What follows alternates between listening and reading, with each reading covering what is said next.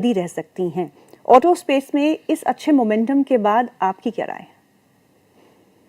तो auto space काफी positive रहेगा। मतलब सो अगर आप देखोगे जो नतीजे भी आए हैं, नतीजे इन द सेंस उन्होंने मंथ के अपडेट दिए हैं, अक्टूबर नंबर के अपडेट जब देखोगे तो बहुत अच्छे रहे हैं। सबसे बड़ा पॉजिटिव मूव जीएसटी का है। जो जीएसटी कट से बहुत बड़ा सेंटिमेंटल क्रिएट हुआ है, 8 से 10% प्राइसेस कम हुई है। तो इफेक्टिवली आप देखोगे, मैंने अपने पर्सनल गाड़ी भी खरीदी है इस क्वार्टर में, जो ऐड की है। तो उसमें जो हमें कंपनी अच्छी लगती है, महिंद्रा ने काफी अच्छा परफॉर्म किया है, कंसिस्टेंटली परफॉर्म किया है। आई थिंक वो एक और भी अब और मॉडल्स लॉन्च कर रहे हैं and they have been outpacing other peers. मतलब देखोगे उस स्पेस में, specially on the EV side, उनके मतलब काफी मॉडल्स लॉन्च हो रहे हैं और उन्होंने इनफैक्ट अभी भी उनके नए मॉडल्स और आ रहे हैं। तो महिंद्रा एक आउट परफॉर्म कर रहा है। तो वो एक ऐसी कंपनी है जो काफी आउट परफॉर्मेंस कर रही है and typically two wheelers also done well, but हमारा रुझान ज्यादा फोर व्हीलर्स की तरफ रहेगा। I think that's a piece where we are very comfortable and उसमें हमारा टॉप पिक महिंद्रा है, जहाँ पे इनफैक्ट उन्होंने नंबर्स भी अच्छे दिए हैं, क्वार्टर अपडेट्स भी अच्छे दिए हैं, मंथली अपडेट भी अच्छे दिए हैं और हमारा एक्सपेक्टेशन है going forward also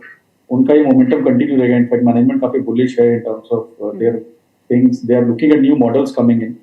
I think वो काफी मार्केट गाइड करते रहेंगे and they have basically out price also and maybe out smarten lot of other competition. तो उन्होंने काफी अपने अच्छे तरीके से उस चीज को आगे बढ़ाया है। तो महिंद्रा इसमें काफी अच्छा रहेगा। तो ऑटो, इनफैक्ट ऑटो कंपनियां रूप में देखनी चाहिए। सेकंड लेग में हमें ऑटो भी ध्यान लगाना चाहिए। तो वो एक एरिया रहेगा जहाँ पे हमें अच्छी कंपनियां खोज के उनमें इन्वेस्ट करने का सोचना चाहिए। तो पहले राउंड में auto companies, OEMs and second round में प्राइमरी हम लोग देख सकते हैं जो ऑटो एंसिलरीज। सो ऑटो एंसिलरी में आपने क्या खोजा है? नहीं, अभी चल रहे हैं, मतलब हम खोज रहे हैं, ऐसा नहीं। तो कंपनीज हम देख रहे हैं इन terms of that space, but वो काफी अच्छा लुक्रेटिव स्पेस लग रहा है। तो हमारा एज ऑफ नाउ अगर आप महिंद्रा पिक अच्छा कर रहे हैं, हमको टू व्हीलर्स में रॉयल एनफील्ड, आइशर मोटर्स अच्छा लग रहा है। दो कंपनी हमें काफी अच्छे रुझान में जो उन्होंने अपडेट दिए उसके बेसिस पे लग पैसेंजर व्हीकल सेगमेंट ने अच्छा तो किया है फोर व्हीलर्स ने, लेकिन टाटा मोटर पैसेंजर व्हीकल ने अच्छा नहीं किया। और जो जेएलआर के अपडेट्स आए हैं वहाँ पे Q3 में सेल्स में प्लंज देखने को मिल रहा है because of the cyber attack that had happened. उसके चलते हुए और टाटा मोटर पैसेंजर व्हीकल के स्टॉक को भी देखिएगा तो वो आज भी दबाव में है, 2% नीचे ये स्टॉक काम करते हुए। गौरव सर, इसमें क्या करना है जेएलआर में, टाटा मोटर पैसेंजर व्हीकल में? पिछले कुछ सालों में जो चीज इसे एक पॉजिटिव चीज दे रही थी, आज उसका नुकसान हो रहा है। जैगुआर लैंड रोवर की सेल्स डीपली हिट हुई हैं साइबर अटैक की वजह से, जब प्रोडक्शन बंद रहा था उस समय। अगर मैं एग्जैक्ट फिगर्स की बात करूं तो जेएलआर रिटेल सेल्स लगभग 25% की गिरावट एंड होलसेल सेल्स के अंदर 43% की गिरावट रजिस्टर हुई है। ओवरऑल वॉल्यूम्स Q3 के वो लार्जली उस साइबर अटैक की वजह से ही इम्पैक्टेड रहे थे और वही असर उनके नतीजों में भी आएगा। देयरफॉर ये क्वार्टर और हो सकता है अगले क्वार्टर में भी उसका असर कंटिन्यू रहे। तो मैं हमारी तरफ से अभी हम उतना ज्यादा अग्रेसिव नहीं है, इवन एट दीज लेवल्स हम अभी भी अवॉइड कर रहे हैं। और जो दूसरे ऑटो प्लेयर्स हैं, जैसे राधा रमन जी ने भी बताया, ऑटो एंसिलरी पे हम इन हाउस काफी बुलिश हैं और अपना व्यू पॉइंट फॉर 2026 हम एंसिलरी की तरफ ज्यादा फोकस कर रहे हैं। चलिए दो टीज की बात करते हैं। एक टाइटन जो अपने ऑल टाइम हाई पे काम काज कर रहे हैं, आज भी हरे निशान में है, 4093 के आसपास का लेवल है। दूसरा ट्रेंट, जिसके बिजनेस अपडेट के बाद आज उसकी ठुकाई हो रही है और निफ्टी का टॉप लूजर जो है वो ट्रेंट है। दोनों ही एक ही ग्रुप की कंपनीज है। आप ट्रेंट को देखिए 8% नीचे because of the business update, क्योंकि 6 क्वार्टर से लगातार सब 50% ग्रोथ देखने को मिल रही है। Revenue growth on constant decline for last 6 quarters, reduction in revenue पर square feet of sales.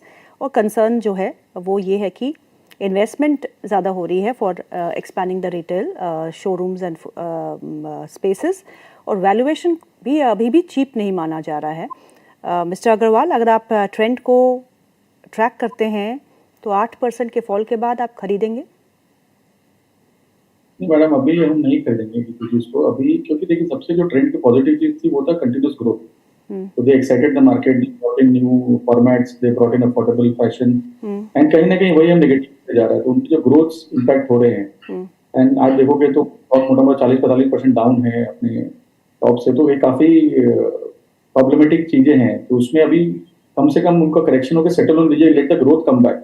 I think सबसे इम्पोर्टेंट जो पैरामीटर है इसमें, क्योंकि कंपनी बहुत अच्छी, कंपनी में कोई दिक्कत नहीं है, उनके परफॉर्मेंस इन टर्म्स ऑफ आप देखोगे उनके स्टोर्स बहुत अच्छा कर रहे हैं, एवरीथिंग इज गुड, लेकिन जो ग्रोथ एक्सपेक्टेड है, जो इनफैक्ट स्टॉक के जो पीस चले गए थे, जो पीस इतने हाई हो गए थे, they were on higher growth in the company which is going down. तो आई थिंक वो एक कंसर्न है। तो हमारा व्यू रहेगा कि भाई इसमें आप होल्ड करें, पहले let the stock stabilize, let the growth come back to the counter which is expected, then only we should enter, otherwise हमको वेट करना चाहिए। Gaurav ji, Trent versus Titan. You already know my answer, Geetu ji. वो change नहीं हुआ है, and it is of course still Titan. सब कुछ चीज अच्छी चल रही है, ओवरऑल हर सेगमेंट की ग्रोथ, लार्जली सभी सेगमेंट टाइटन के अगर हम बात करें, जो भी आते हैं from jewellery segment to CaratLane to fast track business to the new eye business में थोड़ा सा अभी उतना नहीं बना है, आई थिंक वो भी कुछ समय में वो लोग गियर अप कर लेंगे। तो ओवरऑल सारी चीजें अच्छी हैं फॉर टाइटन, एंड जिस प्रकार से ये आगे अपना स्टोर एक्सपेंशन भी कर रहे हैं, नए ज्वेलरी वेरिएंट्स जो कि अब टारगेट कर रहे हैं lesser price jewellery as well, I think वो एक अच्छा अप्रोच है। CaratLane will play in well for this company now, already उनका वैल्यूएशन मल्टीफोल हो चुका है, जिसका इम्पैक्ट हमें उसके स्टॉक प्राइस में भी नजर आ रहा है।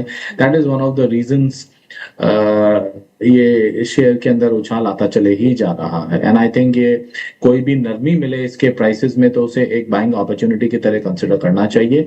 होल्ड की सलाह रहेगी स्टॉक में। जी गौरव सर, दो स्टॉक देखिएगा आप जहाँ पे काफ़ी अच्छा मोमेंटम है, वो है नैल्को जो अपने ऑल टाइम हाई पे काम कर, मेटल इंडेक्स तो वैसे ही रॉकेट बना हुआ है, पर नैल्को में एक बहुत अच्छा मोमेंटम देखने को मिल रहा है। अब इस स्टॉक पे क्या करना चाहिए? 349 350 को पार कर चुका है, आज भी 5.5% का इजाफा देखने को मिल रहा है। नैल्को से निकल के कोई और स्टॉक जो परफॉर्म नहीं किया हो मेटल स्पेस में, लाइक टाटा स्टील? काफी टैक्सेशन बात चले कि वहां से कुछ रुपया इंडिया आएंगे तो टैक्सेशन की, तो कहीं ना कहीं जो नेगेटिव, जो ओवरऑल अगर आप बातें देखोगे तो पॉजिटिव नहीं है। कहीं ना कहीं तो अभी रुकना ये चाहिए कि भी वेट करना चाहिए हमें। आईटी में एक पोजीशन बनाने से पहले we should wait there and we should get a clarity. I think primarily आपके वीजा की क्लैरिटी हो गई, बिजनेस की क्लैरिटी हो गई, कहीं ना कहीं वो आज एआई से इम्पैक्टेड है, मतलब जो इंडिया एआई में नहीं है वो भी कहीं ना कहीं इम्पैक्ट है। Overall business itself is getting pushed.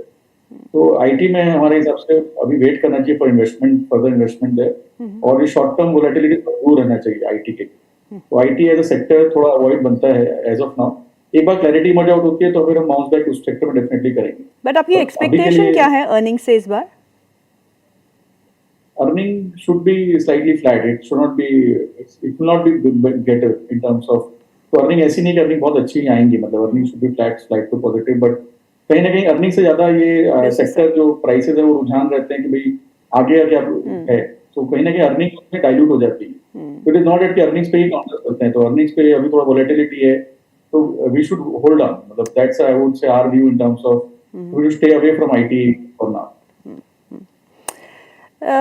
Gaurav sir, Swiggy versus Eternal, दोनों ही स्टॉक्स में आज गिरावट देखने को मिल रही है, और स्विगी तो अपने आई गेस काफ़ी ज़्यादा 6 मंथ लो के आसपास जो है स्विगी काम कर रहा है। दोनों ही स्टॉक्स में अब क्या करना है? I'll stick with Eternal only. Reason being, ये कंपनी एटलीस्ट अपने को प्रॉफिट पोस्ट करके दे रही है। स्विगी के अंदर अभी भी उस तरीके का कोई मूव नहीं है। ब्लिंकिट के से अच्छा इनका आ रहा है बिजनेस, और वो नंबर्स क्लियरली विजिबल है, तो I think I will stick with the safer one at least at this time. Gaurav sir, are you tracking silver prices again post Venezuela episode? So आपका आउटलुक क्या है सिल्वर पे? आज तो सर्टेनली हम पॉजिटिव हैं जी, clearly positive, long term view silver पे क्लियरली पॉजिटिव है। कोई भी डिप आएगा यहाँ से माल उठाना चाहिए।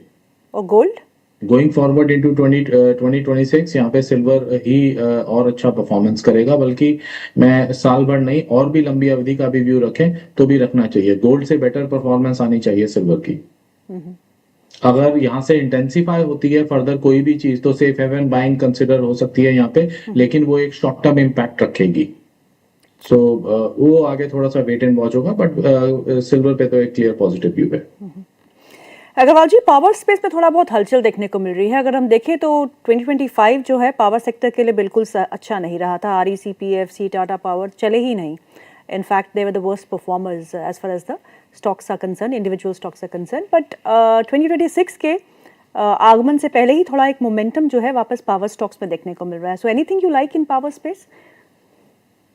तो टाटा पावर आप मुझे बहुत अच्छा लगता है। इसमें ओवरऑल जो कंपोजिशन है, जो काइंड ऑफ एक्टिविटीज जो करते हैं, और काफी वो तो इस स्पेस में मुझे अच्छा लग रहा है टाटा पावर। बाकी PFC is also good stock in that space, capturing the whole piece, good dividend yield in that stock. तो आप ग्रोथ मोमेंटम से देखेंगे तो टाटा पावर, और अगर ओवरऑल अगर आप देखेंगे फ्रॉम से may be from a dividend yield and from a long term this thing, PFC, ये दो स्टॉक्स है जो हमें अच्छे लगते हैं इन पावर सेक्टर। बट हमारा मानना है कि 2026 में this sector should bounce back. I think they had I would say dull period last year, and overall power sector should do well this year. इन दो कंपनियां हमने इसमें बताई आपको कि भाई जहां हमें ज्यादा अच्छा लगता है। टाटा पावर उनका डाइवर्सिफाइड बिजनेस है, हर साइड में प्रोग्रेस कर रहे हैं, and they have gone through in the year and then that stock looks good. And PFC, मतलब more from a dividend yield perspective, that's also up to take it. I think with the combination, I think the power sector. एक और company है जो छोटी company है, हमने उसमें रुझान लगाया, हमने इन्वेस्ट भी किया with a disclaimer here. There's a company called Prostar, तो ये डायरेक्ट पावर में नहीं है, Prostar Infosystems. Okay. So it's a smaller company, 1,050 crore market cap kind of a thing. साल भर पहले IPO आया था। तो ये company primary is into inverters, UPS। I think वो कंपनी भी हमारा रुझान है, कंपनी के पॉजिटिव नतीजे रहे हैं, एंड गोइंग फॉरवर्ड हमारा काफी रुझान है, क्योंकि सेक्टर में इन्वेस्ट कर रहे हैं इन terms of the sector also good. And overall आप देखोगे पावर से ज्यादा गवर्नमेंट अभी आया था कि power storage also becoming important. तो ये जो हमारे छोटी कंपनी है, primarily power storage, UPS government को सप्लाई करती हैं, रेलवे को सप्लाई करती हैं, होटल्स एंड कॉर्पोरेट्स को सप्लाई करती हैं। तो smaller company, but it's a worth company looking at with the right disclaimer that we hold positions in the company. So effectively, I think we should look at that as well for a medium to long term perspective. Gaurav sir, Divi's lab के stock को देखिएगा, आज 3.5% ऊपर है, 6,590 के आसपास, 80 के आसपास का स्तर देखने को मिल रहा है। और आज सिटी की एक रिपोर्ट आई है जहां वो 43% अपसाइड जो है डीवीज के लिए देख रहे हैं। आपके चार्ट्स क्या बोलते हैं? बहुत शानदार, बढ़िया लग रहा है स्टॉक। ये आज का अपमूव, वॉल्यूम बैक्ड अपमूव है, सपोर्टिव बाइंग नजर आ रही है यहाँ से क्लियरली, और चार्ट्स के हिसाब से लग रहा है यहाँ से ये शेयर अपनी चाल आगे बढ़ाएगा आने वाले दिनों में। 60